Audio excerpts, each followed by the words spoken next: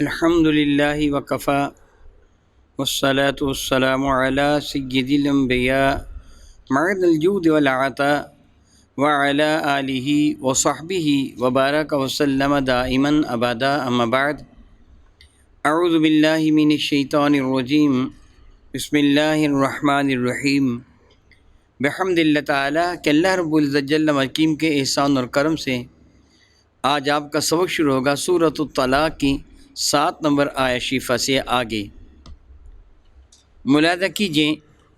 اعوذ باللہ من الشیطان الرجیم بسم اللہ الرحمن الرحیم وَكَأَيٍّ مِّن قَرْيَةٍ عَتَتْ عَنْ أَمْرِ رَبِّهَا وَكَأَيٍّ مِّن قَرْيَةٍ اور کتنی ہی وہ بستیاں تھیں کہ عَتَتْ عَنْ أَمْرِ رَبِّهَا کہ جنہوں نے نافرمانی کی اپنے رب کے حکم کی، وہ رسولی ہی اور اللہ رب العزت جل وعلا کے رسولوں کا انکار کیا، فَحَاسَبْنَاهَا حِسَابًا شَدِيدًا پھر ہم نے ان کا محاسبہ فرمایا، ان کی سرکشی کا اور خوب محاسبہ فرمایا، شدید ترین محاسبہ فرمایا، وَعَذَّبْنَاهَا اور ہم نے ان کو عذاب دیا، عذابًا نُكْرًا ایسا عذاب کہ جو بڑا ہی مکروہ عذاب نہیں ذلیل کر دینے والا عذاب تھا،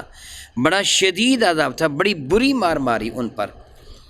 رب کائنات جل وعلا نے ایک احساس دلایا، پہلے تو میاں بیوی کا باہمی جو رشتہ ہے اس کے بارے میں اللہ رب العزت جل نے ارشاد فرمایا کہ اگر تم علیحدگی اختیار کر لیتے ہو تو پھر کیا ہوگا، عدت کیا ہے وغیرہ وغیرہ، اس موضوع پہ گفتگو قرآن مجید فرقان مجید نے فرمائی۔ اور اب رب کائنات جل وعلا کے احساس دلا رہا ہے کہ ہر جگہ تمہیں اپنی مرضی کرنے کی اجازت نہیں ہے،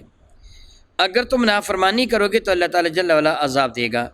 تمہیں اللہ تعالیٰ جل وعلا اس کے رسول کے حکموں کا پابند ہونا ہوگا۔ دیکھو وہ کافر جنہوں نے اللہ اور اس کے رسول کے حکموں کا انکار کیا، نہ مانے، جو منکر ہو گئے، رب کائنات جل وعلا نے ان کے ساتھ کیسا سلوک فرمایا۔ ارشاد فرماتے ہیں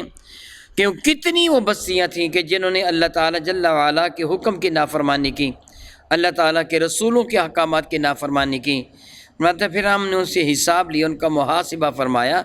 اور ایسا محاسبہ جو بڑا شدید محاسبہ تھا، اور ایسا ان کو عذاب دیا جو بڑا ہی مکروہ قسم کا بڑا برا عذاب تھا، بڑی مار ماری ان کو۔ رب کریم فرماتے ہیں فَذَاقَتْ وَبَالَ أَمْرِهَا پس انہوں نے چکھا اپنی کرتوتوں کا وبال۔ رب کریم نے کسی پہ ظلم نہیں کیا، وہ ظلم نہیں فرماتا، ان اللہ لیس بظلام للعبید، رب کائنات اپنے بندوں پہ ظلم نہیں فرماتا، رحم فرماتا ہے۔ کتنی مرتبہ ایسے ہوتا ہے کہ بدترین گناہ گار بھی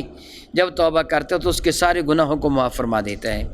لیکن کسی کو نہ کردہ گناہ کی سزا نہیں دیتا۔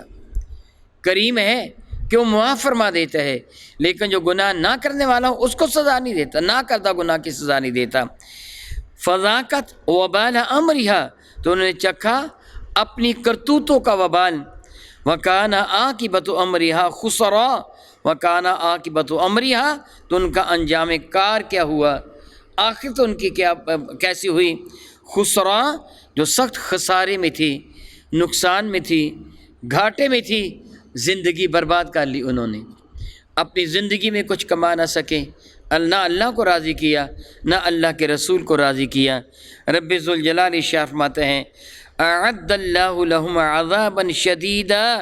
رب کائنات ان کے لیے شدید ترین عذاب تیار کر رکھا ہے۔ الیاذ باللہ تعالیٰ ثم الیاذ باللہ تعالیٰ، جو اللہ اور اس کے رسول کا نافرمان ہے، جو گستاخ ہے، منہ پھٹ ہے، رب ذوالجلال نے اس کے لیے شدید ترین عذاب تیار کر رکھا ہے۔ فاتقوا اللہ یا اولی الالباب تو اللہ سے ڈرو اے وہ لوگوں جو اولو الالباب، الوب دماغ کو کہتے ہیں، جگ مراد ہے اے اولو الالباب، اے عقل والو، اے جن کو اللہ تعالیٰ نے دماغ عطا فرمایا ہے، کھوپڑی میں جن کو اللہ تعالیٰ جل وعلا نے عقل کی دولت عطا فرمائی ہے، اے عقل والو اللہ تعالیٰ سے ڈرو۔ کون ہیں عقل والے؟ الذین آمنوا وہ ہیں جو ایمان والے ہیں، سبحان اللہ تعالیٰ و بحمدہ۔ گویا جس کے پاس اللہ تعالیٰ جل مجد الکریم نے جس کو دنیاوی اعتبار سے کچھ فہم و شعور عطا فرمایا، وہ چیزوں کا موجد ہے، ڈاکٹریٹ کا رکھی ہے، معلوم نہیں کتنا بڑا وہ سائنسدان ہے، کتنا بڑا وہ اپنے آپ کو دانا سمجھتا ہے، مگر اللہ کے نزدیک ابو جہل ہے اگر وہ نبی متشم رحمت عالم پر ایمان نہیں لے کے آیا ہے۔ یہ چیز بھی کوئی ایسی نہیں ہے کہ مسلمان کو ضد کی وجہ سے ایسے کہتا ہے۔ ذرا سوچیں، کمپیوٹر ٹیکنالوجی میں بھارت کتنا آگے ہے، امریکہ کتنا آگے ہے، مگر بھارت کے وہ لوگ جو کمپیوٹر ٹیکنالوجی میں آگے ہیں وہ گائے کی پرستش کرتے ہیں۔ کیا ان کو پتہ نہیں کہ گائے نے جنم لیا اور پھر اس کے بعد گائے سے بھی اس کے بچے نے جنم لیا، وہ ایک پروسیس سے گزرتی ہے؟ کہ ان کو پتہ نہیں یہ پیشاب کرتی ہے، یہ گوبر کرتی ہے، ان کو پتہ نہیں یہ مر جاتی ہے، ان کو پتہ نہیں اس پہ کیڑے پڑ جاتے ہیں، ان کو پتہ نہیں کہ اس کو دفن کر دیا جاتا ہے، پھر بھی اس کو رب سمجھ کے مانتے ہیں، پھر بھی اس کو رب مانتے ہیں۔ اس کو عقل کیا کہیں گے؟ اپنے ہاتھوں کے گڑے ہوئے بتوں کو وہ رب سمجھتے ہیں، کہ اس کو عقل کہا جائے گا، کہ اس کو دانائی کہا جائے گا؟ وہ جاہل ہیں۔ عقل مند کون ہے؟ وہ صاحب ایمان ہے جو عقل مند ہے، جو اللہ اور اس کے رسول پر ایمان لانے والا ہے۔ ارشاد گرامی قدر فرماتے ہیں الذین آمنوا، وہ لوگ جو ایمان لے کے آئے، قد انزل اللہ علیکم، بے شک اللہ تعالیٰ جل وعلا نے اے ایمان والو، اے عقل والو، تمہاری جانب نازل فرمایا ذکر، قرآن مجید فرقان حمید کو نازل فرمایا، رسولا، ذکر الرسول، یہاں آپ دیکھتے ہیں کہ آیا بارکہ پہ لام الفلا لکھا ہوا ہے، ذکر الرسول، ذکر رسول، بعض یہ کہا کہ رسول مشرف رحمت عالم بھی اللہ کا ذکر ہے، حضور کا اسم گرامی مذکر ہے، یعنی جس کا ذکر کیا جاتا ہے۔ قرآن بھی ذکر ہے، میرے نبی بھی اللہ رب العزت جل وعلا کا ذکر ہے۔ تو رب کائنات جل وعلا نے قرآن مجید فرقان مجید کو بھیجا، رسول رحمت کو بھیجا کہ یتلو علیکم آیات اللہ مبینات، جو تم پر اللہ تعالیٰ جل وعلا کی آیات مبارکہ کی تلاوت فرماتے ہیں، جو بالکل عیاں ہیں، مبین ہیں، کوئی چھپی ہوئی نہیں ہیں، ڈکی چھپی نہیں ہے، کہ جس کے احکامات بالکل اعلانیہ ہیں۔ رب ذوالجلال فرماتے ہیں یہ میرے نبی تم پر قرآن کریم کی آیات مبارکہ کی تلاوت کیوں فرماتے ہیں؟ لِيُخْرِجَ الَّذِينَ آمَنُوا وَعَمِلُوا الصَّالِحَاتِ مِنَ الظُّلُمَاتِ إِلَى النُّورِ، تاکہ ایمان والوں کو اور نیک عمل کرنے والوں کو گناہوں کے اندھیرے سے نکال کر ہدایت کے نور میں لے آئیں۔ اس لیے قرآن کریم کی آیات مبارکہ کی تلاوت فرماتے ہیں، اس لیے یہ رب کائنات جل وعلا کی جانب دعوت دیتے ہیں تاکہ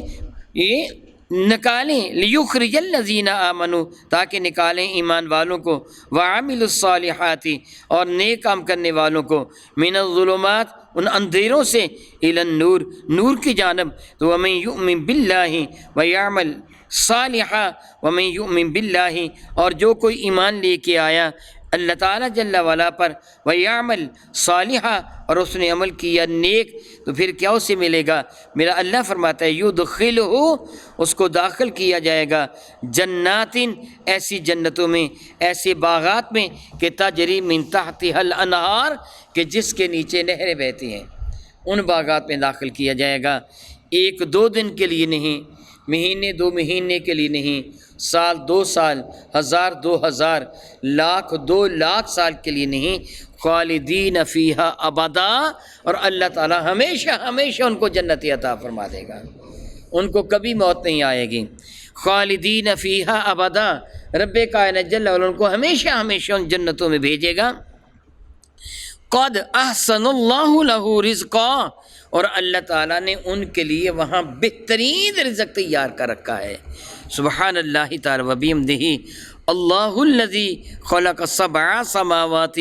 اللہ رب العزت جل وعلا وہ ذات بابرکات ہے کہ جس نے تخلیق فرمایا 7 آسمانوں کو، ومن الارض مثلہم، اور زمین کو بھی انہی کی مثل بنایا۔ علماء فرماتے ہیں آسمانوں کو اللہ تعالیٰ نے سماوات اور زمین کو عموماً ارض واحد کے سیغے کے ساتھ فرمایا۔ وہ کہتے ہیں آسمان جدا جدا ہیں، زمین ایک دوسرے کے ساتھ ملی ہوئی ہے، جس طرح پیاز کے چھلکے ایک دوسرے کے ساتھ ملے ہوئے ہوتے ہیں۔ آج بھی سائنسدان یہ اس طرح کے دعویٰ کرتے ہیں زمین کا ایک پرت ہے، دوسرا پرت ہے، تیسرا پرت ہے، بعض اوقات زلزلہ آتا ہے ایک پرت حرکت کرتا ہے اور دوسرا پرت حرکت نہیں کرتا، یعنی یہ ایک دوسرے ایک کے ساتھ ملے ہوئے ہیں، اگرچہ بعض مفسرین کرام نے فرمایا 7 زمینوں سے مراد 7 بر اعظم ہیں، لیکن حقیقت سے اللہ تعالیٰ جل وعلا واقف ہے۔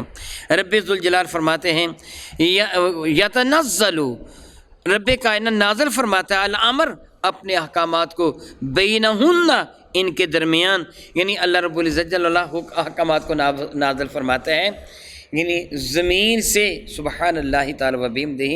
آپ دیکھتے ہیں کس قدر نباتات اگتی ہیں، کھانے کے سارے پھل اللہ تعالیٰ زمین سے اگاتا ہے، پینے کا پانی اللہ تعالیٰ زمین سے پیدا فرماتا ہے، اناج اللہ تعالیٰ زمین سے پیدا فرماتا ہے، طرح طرح کی ترکاریاں سبزیاں اللہ تعالیٰ زمین سے پیدا فرماتا ہے، کہ اس کی شان بے نیازی دیکھو کہ کوئی شے میٹھی ہوتی ہے، بہت میٹھی ہوتی ہے، جس طرح گنا نہ شکر جسے کہتے ہیں، جس طرح بعض چیزیں ایسی ہوتی ہیں کہ جن کی جڑیں ہم کھاتے ہیں، جس طرح شکرکندی ہے، آلو ہے، گاجر ہے، مولی ہے، وغیرہ وغیرہ، ان کی ہم جڑیں کھاتے ہیں، بعض کے ہم تنے استعمال کرتے ہیں، جس طرح گنے کا ہے، ساگ پات کا ہے، وغیرہ وغیرہ، بعض کے ہم پتے استعمال کرتے ہیں، بعض کے ہم پھل استعمال کرتے ہیں، اور بعض کے ہم بیج استعمال کرتے ہیں، وہ سب کچھ زمین سے نکلتا ہے۔ یہ رنگ برنگے حسین و جمیل پھول، یہ خوشبودار، یہ لذیذ پھل، یہ ساری رعنائیاں رب کائنات جل وعلا نے زمین کے اندر رکھی ہوئی ہیں، خلاق کائنات کے حکم سے سب کچھ پیدا ہو رہا ہوتا ہے۔ فرماتا ہے کہ اس کا حکم نازل ہوتا ہے ان کے درمیان، لِتَعْلَمُوا أَنَّ اللَّهَ عَلَىٰ كُلِّ شَيْءٍ قَدِيرٌ، تاکہ قرآن کے قاری تو جان لے کہ اللہ تعالیٰ ہر چیز پر قادر ہے۔ سبحان اللہ تعالی و بحمدہ، سبحان اللہ تعالی و بحمدہ۔ آپ تو سارے جانتے ہیں ذمہ دار ہونے کے ناطے سے، بعض اوقات گندگی کے ڈھیر پر پھول اگتا ہے، اس گندگی میں رب کائنات جل وعلا نے اس پھول کی خوشبو بھی رکھی ہوتی ہے، اس کا رنگ بھی رکھا ہوتا ہے، اس کا حسن بھی رکھا ہوتا ہے، اس کی رعنائی بھی رکھی ہوتی ہے، اس کی دل فریبی بھی رکھی ہوئی ہوتی ہے، وہ سب کچھ اس کے اندر رکھا ہوا ہوتا ہے، اس مٹی کے اندر رکھا ہوتا ہے، تاکہ تجھے پتہ چلے کہ تیرا اللہ ہر شے پہ قادر ہے، اس نے تجھے بھی اس مٹی سے پیدا فرمایا ہے۔ ارشاد فرماتے ہیں وَأَنَّ اللَّهَ قَدْ أَحَاطَ بِكُلِّ شَيْءٍ عِلْمًا، اور بے شک اللہ تعالیٰ جل حکیم نے احاطہ فرما رکھا ہے ہر شے کا اپنے علم مبارکہ کے مطابق، یعنی کوئی بھی شے کائنات ہستی کی اللہ کے علم سے باہر نہیں ہے۔ اللہ تعالیٰ جل وعلا کا علم سب کو محیط ہے، وہ جانتا ہے کون ہے، کہاں ہے، کیسا ہے، کب ہے۔ ہم الحمدللہ تعالیٰ ایمان والے اس بات پر یقین کامل رکھتے ہیں، شدید اندھیری رات میں جب بادل خوب گھرا ہوا ہو، سیاہ گھٹا ہو، نہایت ہی گہری غار گڑھا میں نہایت ہی سیاہ پتھر پر سیاہ رنگ کا وہ جرثومہ جو الیکٹران مائکروسکوپ سے بھی نظر نہ آئے، جو رینگ رہا ہے، میرا اللہ اس کو دیکھ بھی رہا ہے، اس کو رزق بھی عطا فرما رہا ہے، اس کی تسبیح کو بھی سن رہا ہے۔ میرا اللہ ہر شے کو جانتا ہے، اس کا علم ہر شے کو محیط ہے۔ بحمد اللہ تعالیٰ ثم الحمد للہ تعالیٰ سورۃ الطلاق کا ترجمہ مکمل ہوا، او کما قال اللہ تبارک و تعالی واللہ تعالی اعلم باسرار کتابی۔